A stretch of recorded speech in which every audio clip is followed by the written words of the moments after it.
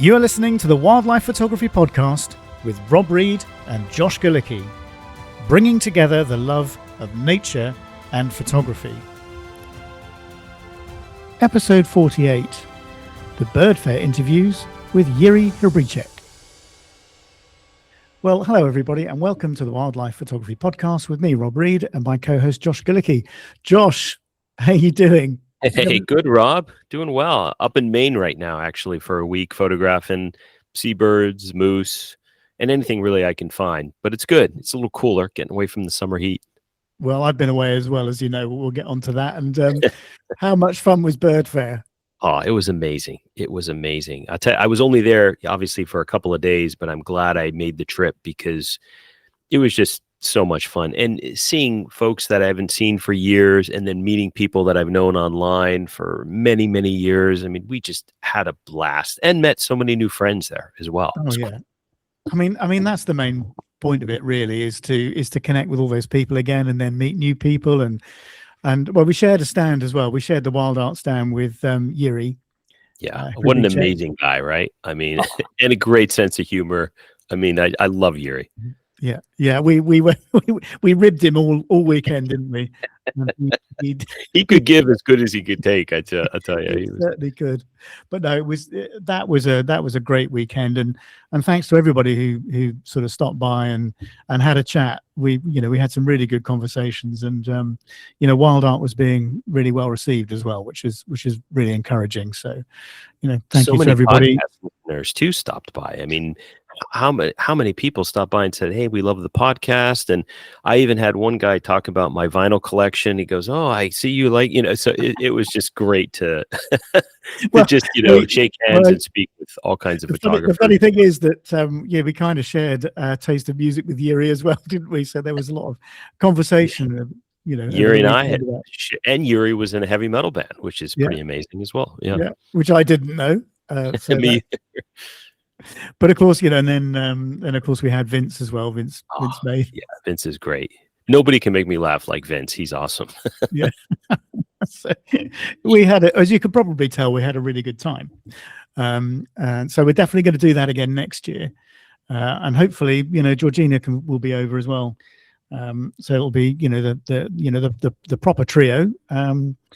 We'll book our place for next year, and it'll be great to to have those conversations with people again and meet some new people.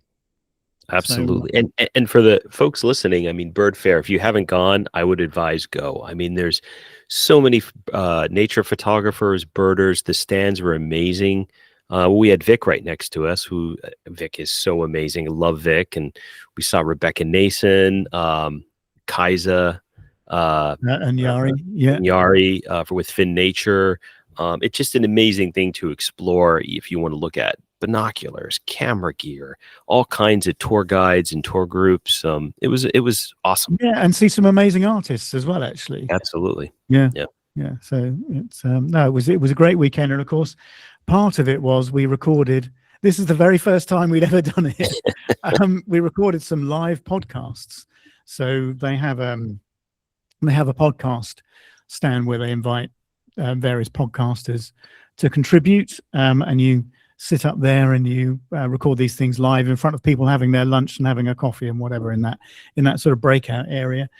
So that was really good fun. So we did one each of the days that we were there, each of the 3 days that we were there. And we had some guests that we interviewed. So we interviewed Jiří. Yep. So we talked to him about creative photography. And in fact, that's the one we're gonna share first in this podcast. We'll share that recording. And Vince, of course, we talked about ethics. That was a fairly lively discussion. I seem to recall. Vince is always a great conversation because he's obviously he has his opinions, but he has such a great view on wildlife photography in general, on how people shoot, the way people should shoot, and some of the issues that we see as it relates to people doing everything they can to get a shot. And he addressed a lot of those things. Yeah, he did. And Tom Mason, of course.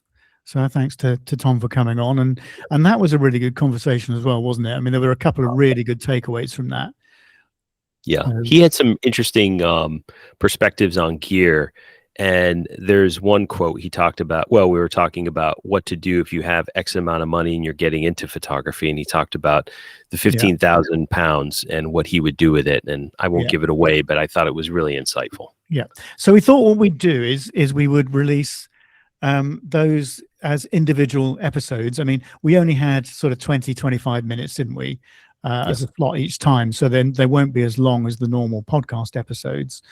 So we're said with this particular episode, we're going to share the interview with Jiří, and the next one we'll share the interview with Vince. Of course, obviously both of those people are judges on WildArt, and we will share the one with Tom Mason.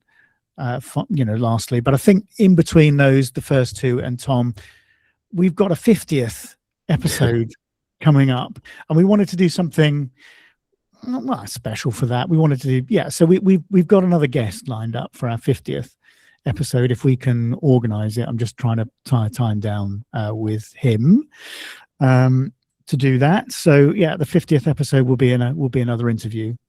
So anyway, that's what we thought we'd do. So this episode won't be as long as it usually is.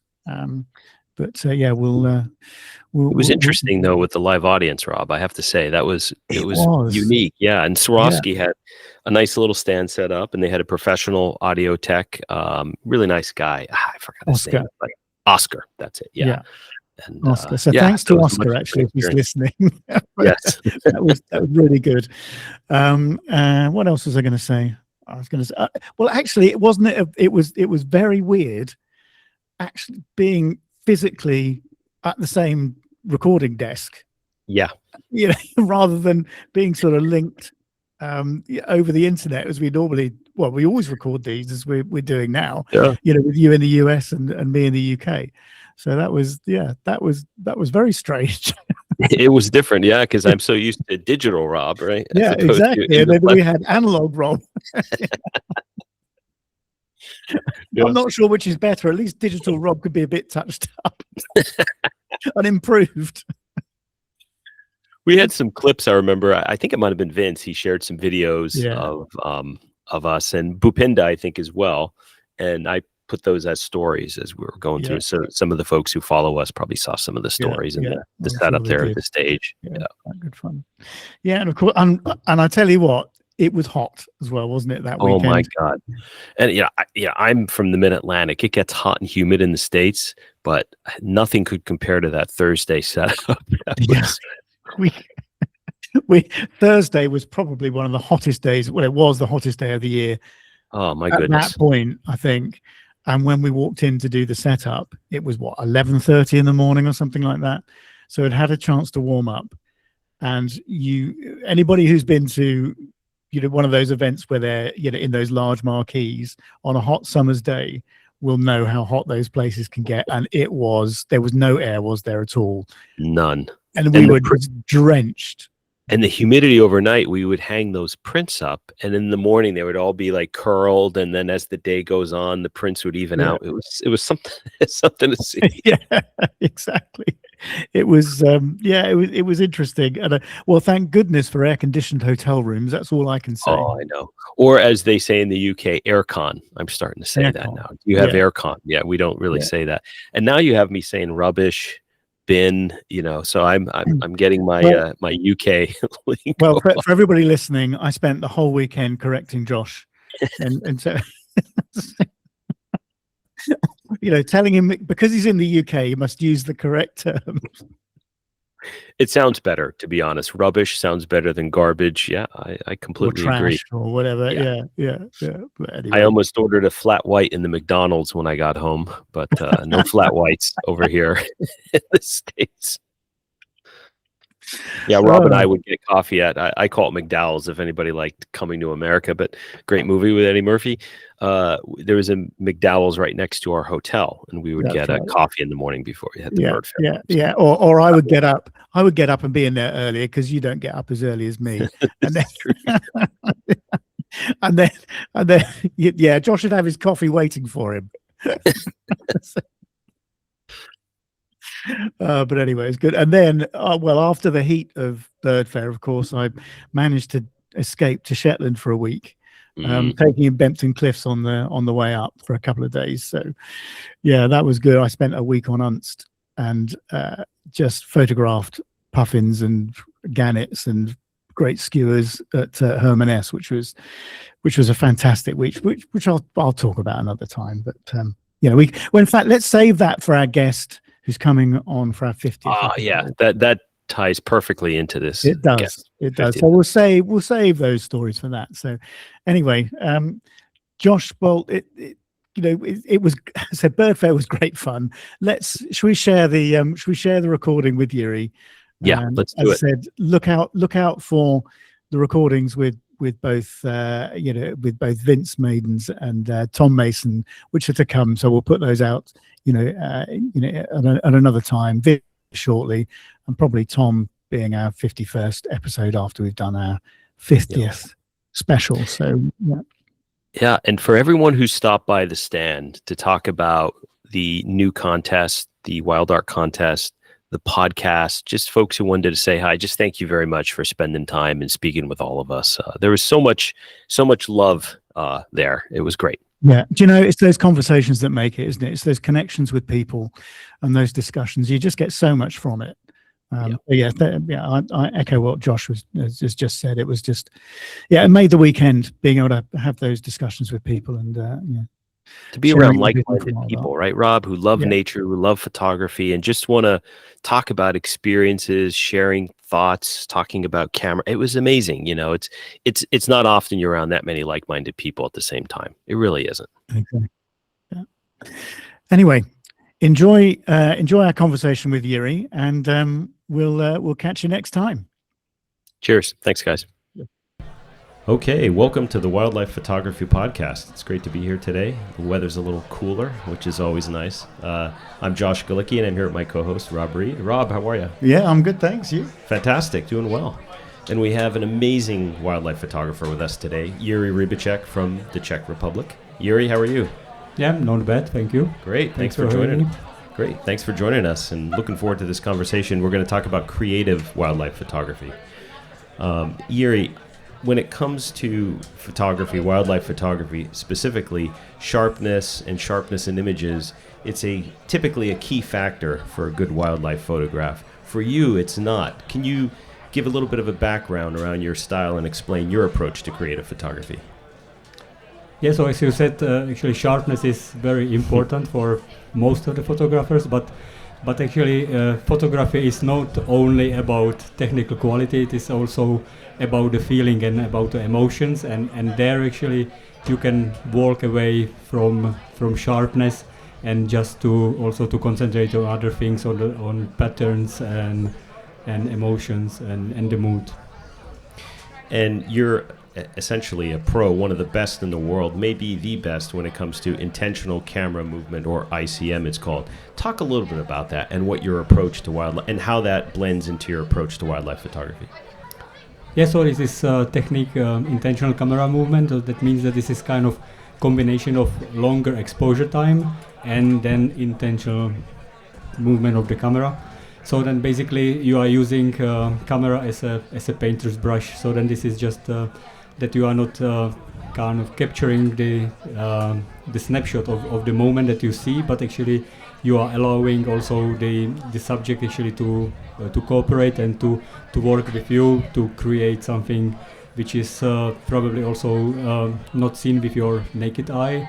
And then also most importantly, by this approach actually you are also allowing more space for audience, for the viewer to see something what is probably maybe important for him, and then he can interpret this by his own way, which is very important for me as well. Yeah.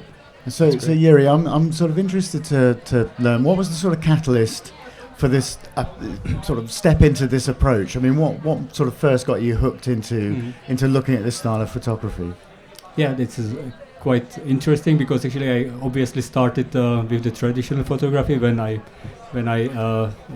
first start with wildlife photography. When you took sharp photos. Yeah, right? exactly. Yeah, actually, Do you think you can take sharp photos? yeah. I guess. Actually, I have proved that actually I still keep my profile in 500px.com. So then I still have some shard hummingbird photos and so Yeah, on. I've seen it. Yeah. No, but actually, usually I traveled with a couple of friends, and then actually we were just 3-4 guys together on the trip and then shooting pictures. But then actually, when we returned, so obviously everybody started to post pictures on social media, and then there actually I realized that that everybody is sharing more or less the same pictures, and then actually that I am not able to distinguish myself from these other photos. And then I just started to think that the photography is actually artistic discipline, and then it should allow you to put something from yourself into photos. And I started to really to struggle that actually I just really thought that maybe it is not even possible for nature wildlife photography just to go away from bird on the stick or something that's something that is beyond the reality.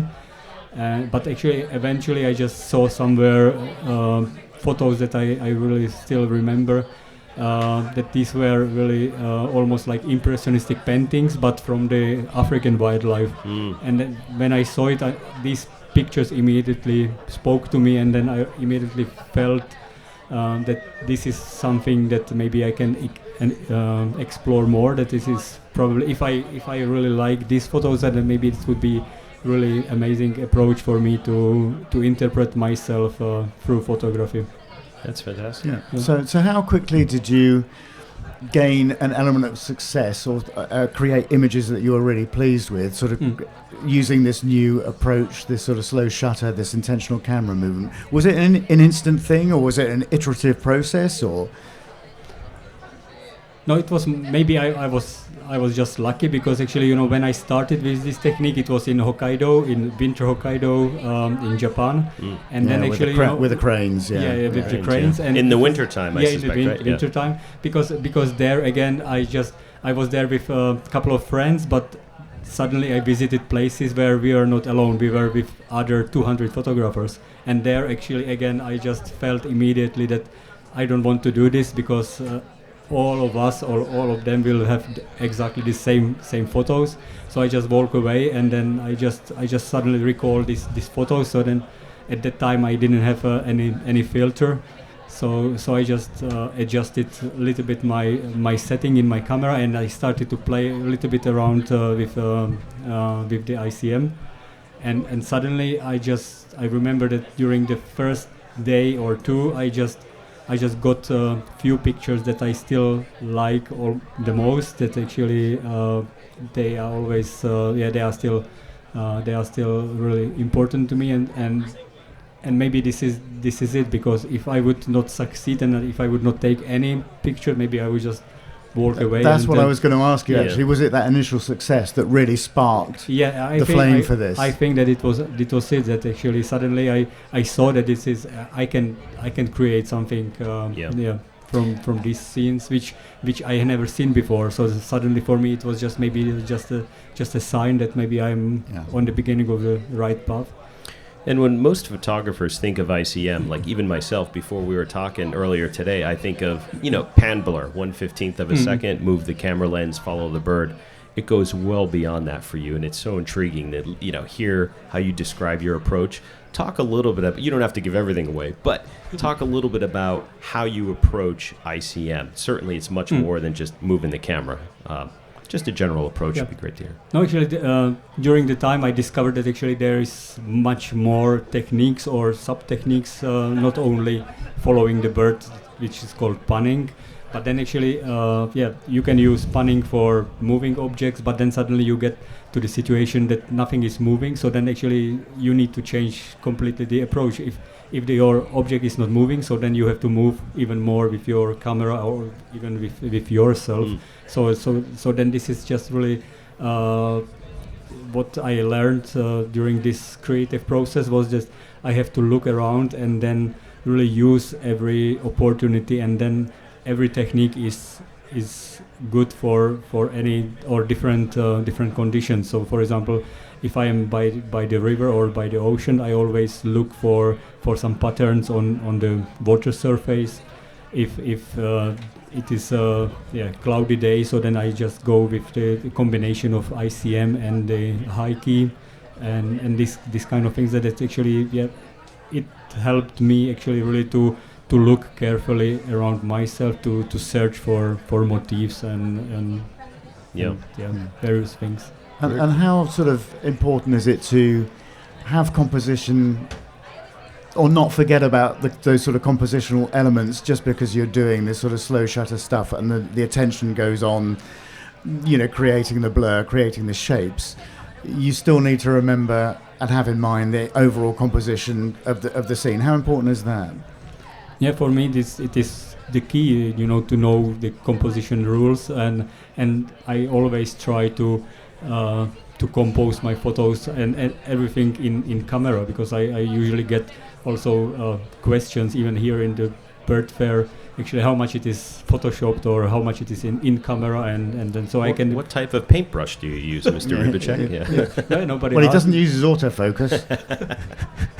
Yeah, forget about autofocus, and this is also another important thing that actually what liberated me a lot, that actually these techniques, actually you don't need to have fancy camera, you don't need to worry about how many pixels or what is the resolution of your camera, what is or how good stabilization system of your camera is. So then you are really free to experiment and just to push your boundaries. So this is just, camera is not limiting factor here. So the entry level in terms of money price is actually pretty low for this style of thing, because it's also, I mean, when we're talking about equipment, what sort of focal length lenses are you generally working with to create your work? Yeah, so this is another good point, that actually you can start with really cheap cameras or lenses, because here for ICM actually the key for success is also to find some cooperative subjects like birds. So then actually you don't need birds that they are, or animals that they are running away. So then you just need some birds that they are patient with you, and then you can basically work with them together to create something interesting. But that means that actually you are not far away from these objects. So that means that my favorite lens was 70-200, and I also combine it if I need it with TC teleconverter. So then I think that this would be my suggestion, something between 100 to 400 something. Yeah, and we talk about this all the time, Rob. You don't need the most expensive best kit to create incredible imagery, and with intentional ICM, I would think slower shutter speeds, lower ISOs, you don't have to worry about noise, so some of these high output, 20 frames a second, 30 frames a second, you don't have to worry about any of that. So that's actually great. There's a lot of thought put into this, even from a gear perspective, Jiří. Yeah, exactly, because now actually I'm experimenting also with even longer shutter speed. So when you shoot 5-6 seconds, or your time is 5 to 6 seconds. So actually you don't worry whether your camera can do 20 frames per second or something. Let me ask one question. We were talking before about composition and how you approach composition with ICM. How much are you envisioning these images that you're producing, and how much is it a surprise? And sometimes is it a surprise, right? Because I know I've played around with it a little bit, and sometimes I have no idea what I'm going to get. And I'll look, I'm like, oh, I didn't expect that. Meaning, I thought the opportunity was okay, but it really wasn't pre-planned. Talk a little bit about that. How often are you surprised? Yes, still this is what I like, that actually I can get surprised. Yeah. But then actually I would say that this is also that the person should know what he's doing. So then actually there are a lot of things that you can learn by experience, that actually if the animal is closer to you, so then you use shorter shutter speed, and and or if the animal is far away and or moving slower. So then actually you need a longer shutter speed to create this pattern. That's experience, right? But this is experience. But then actually that means that actually, as I said, you can be surprised. But actually, if you know what you are doing, so then actually the success rate is suddenly increasing. So and now, as I said, now I am experimenting with longer shutter speed. But that does not mean that actually I would be surprised more.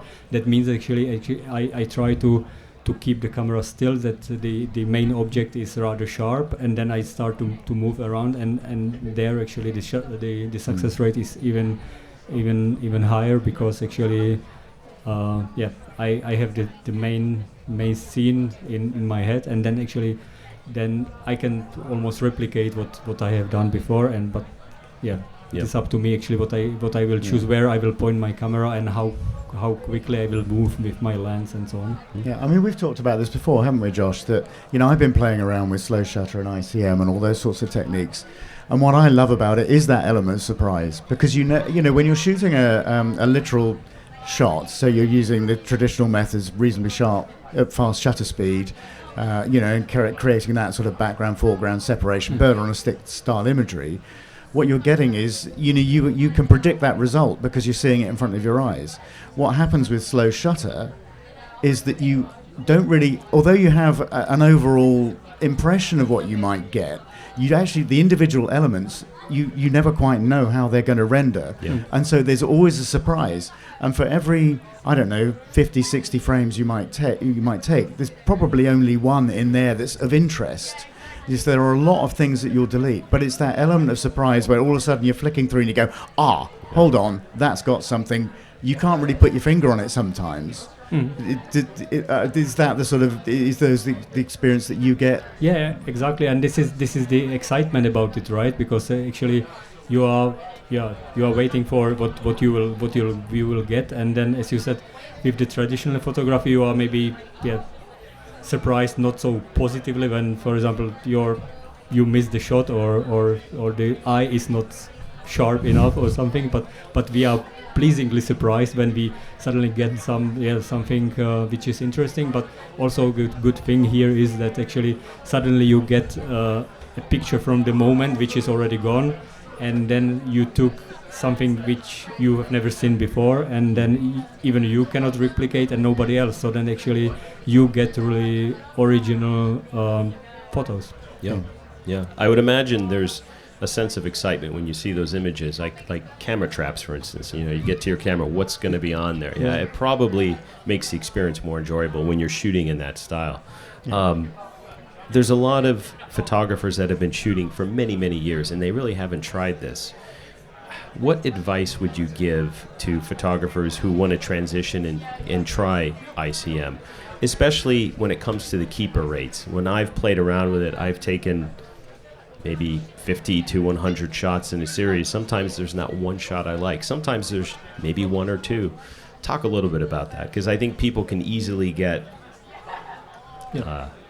So first of all, I would say that the advice number one is there is no way back. If you try it and you start to like it, so actually you are trapped, and actually you are already creative photographer, and then suddenly you will see that these traditional photos that they are a little bit boring. But then another very important advice is just not to be discouraged by first failures, because they will be failures. There will be a lot bad images, but then this is really learning curve, and every bad image will teach you something, and then the success rate suddenly will increase, and then if you will enjoy the process, enjoy the creativity. So I think that this is the most important thing. But another thing is what I would also advise, that actually don't shoot these pictures if you don't like them yourself, because you have to do what you like, and then because then actually you will get I think also negative feedback from your friends, from the others. But then you have to believe in it, that this is primarily you shoot for yourself. You should not shoot that you think that this would be image that would succeed in the, for example, photo competition. This is the another advice. I mean, this is a technique which is really about feeling, isn't it? And as you're saying, if you don't feel it, if those images don't resonate with you, if they don't speak to you, I think that's when you're going to drop that style. But I'm with you. I mean, when you start doing it and you start seeing those surprising results, because I'm a photographer that I like to surprise myself. You know, I like the unexpected. I like to push some boundaries.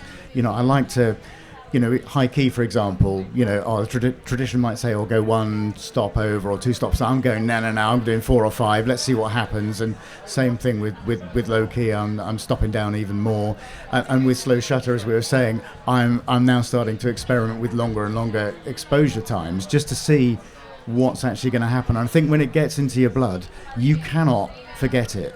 But it doesn't speak to everybody. And I think you're going to find out relatively quickly whether you're one of those photographers that actually this really resonates with, or no, I'm happy with my traditional bird on a stick, and that's fine. I mean, everybody's different, aren't they? But it's sort of finding that creative voice and that journey, and just enjoy it. And going back to your point about every, you know, the sort of initial failures, for example, I always say to people that every photograph, every shoot is a lesson. It's like, even if you have failed or you feel like you haven't got anything that you'd want to keep, and everything ends up in the trash, then take some lessons from that, because it may well be that actually if I'd have tweaked that setting a little bit, or I'd done something a little bit different, that image might well have worked. And there's always something to take away, always. Yeah. And do you find that every time you take the camera out, you're learning something new from every session?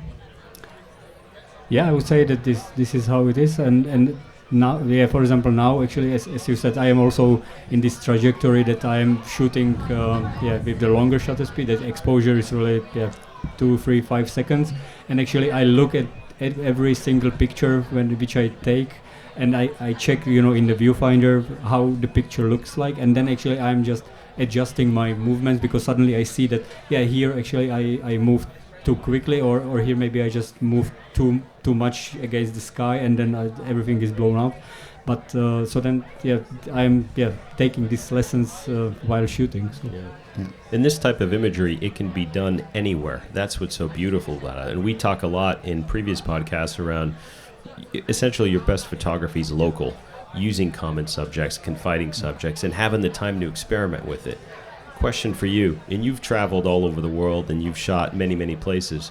When you come across a species, whether it's a specific bird, anything else, frankly, for the first time, how do you balance the excitement of wanting to capture that bird versus wanting to do potentially ICM, and maybe you don't get an image that you're pleased with? How do you approach that? I know what I would do, so I'm asking you. No, this is really difficult question, because but I would say a few years ago I would still do a traditional just to have this picture, but then I did this few times, and then when I looked at these traditional photos, I realized that they are still boring, because I would say that I'm really not so good photographer, so these photos I was not able to take. For example, I met some animal for first time, but still for a few seconds, for example, so then I was not able to get the picture which would be like the wow. So I think that now, for example, I was thinking about it a few times. For example, I love snow leopards, so if I would go somewhere to see snow leopards and I would see them, or this particular animal, for a few seconds, I think that I would still do ICM, because for me it is better chance to get really amazing picture, even from few seconds, because now I feel more confident, because regarding my experience and so on, and then I think that I would get better chance to get wow picture if I would go still with the ICM. Yeah, I think I can appreciate what you're saying. He has a stronger will than me, Rob. Because there is always that temptation. You see a species for the first time, you're thinking, I've got to get that record shot, I've got to do the traditional thing. But I'm with you. A lot of the time, you're kind of disappointed with the results because it's not something that ignites that sort of passion in you as a photographer, because you're just creating things that you can create, and you've created thousands of times before, because you've gone through that repeatable process that has a predictable outcome. And I just said I'm with you. I now take that the approach of, well, I'd rather come away and fail and not, and take the chance on getting something that's truly exceptional. Exactly. Yeah. Because it may well be you're never going to be there again and never going to get that experience again.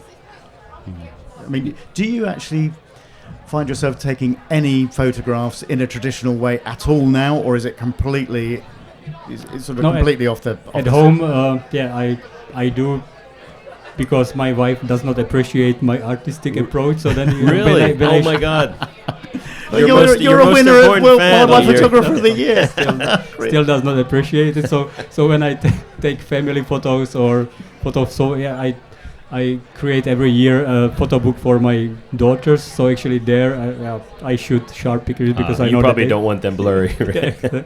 I do a few of them like in the Monet style, in the pop, like the girl in the poppies. But otherwise, I don't dare to be too creative at home. Yeah.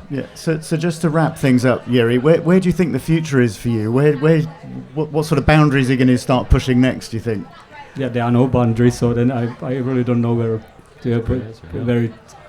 I will be. But still, I think that there is still endless opportunities with this creative style. So then actually, I will keep exploring what is possible. And I think that what I want to try is different motifs, like macro, for example, flowers, butterflies. Yeah, we were talking about landscapes, and or street photography. So I think that there is a lot of potential with this. To apply the same techniques in other subjects. And Jiří, one last question for our audience. There aren't many practitioners out there when it comes to wildlife photography, bird photography with ICM. What resources are out there? Do you do tours? If you can talk about, if somebody wants to learn this, are there any areas they can go to start learning some of these techniques that you use in the field? Actually, you can read something on the internet, but actually I also do workshop, individual or group workshops. So basically, if somebody would be interested, I'm available for any questions or Great. Yeah. Private sessions. I spent a day with this guy at Richmond Park a couple of days ago, and he taught me a few things which I thought I already knew. So I have to say, Jiří, you've been a real inspiration to my own work. You're one of those photographers that have influenced my direction. So thank you to keep on creating that amazing work. Thank you so much, Jiří. Yeah, thanks for coming on. Pleasure. Thanks.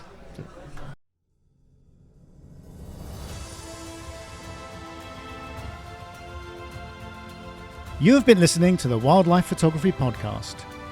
If you have enjoyed the content, then please help us to spread the word by sharing a link on your social media platforms, giving us a like, and leaving us a comment. See you all again next time.